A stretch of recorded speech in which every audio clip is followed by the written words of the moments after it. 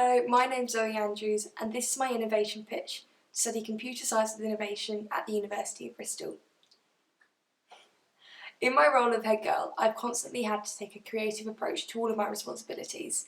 A good example of this was when I was trying to raise money for comic relief last year. The prefect team and I, we wanted to use a more innovative way to raise money. We wanted to find an activity that had the maximum fun with the least expenditure.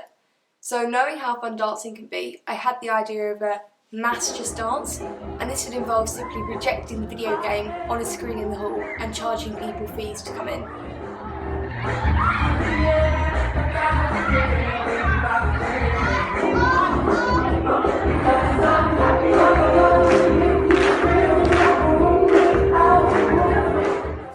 I was surprised at how successful the event was.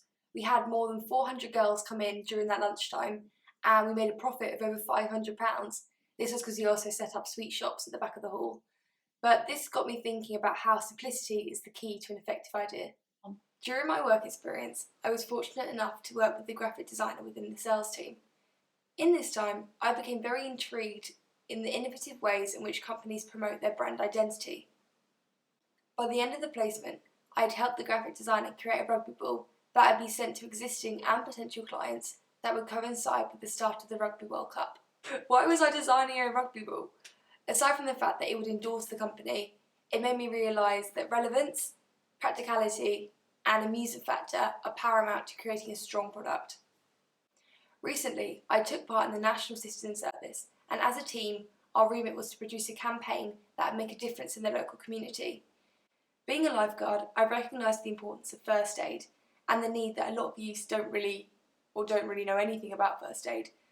So, as a group, we decided to set up a campaign called Skills for Schools, which was a youth-led campaign that would strive to have life skills, such as first aid, put on the national curriculum. Of this campaign, I designed the logo of it.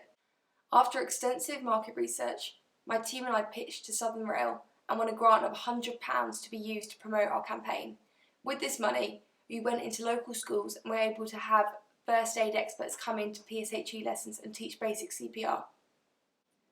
What did I learn from this?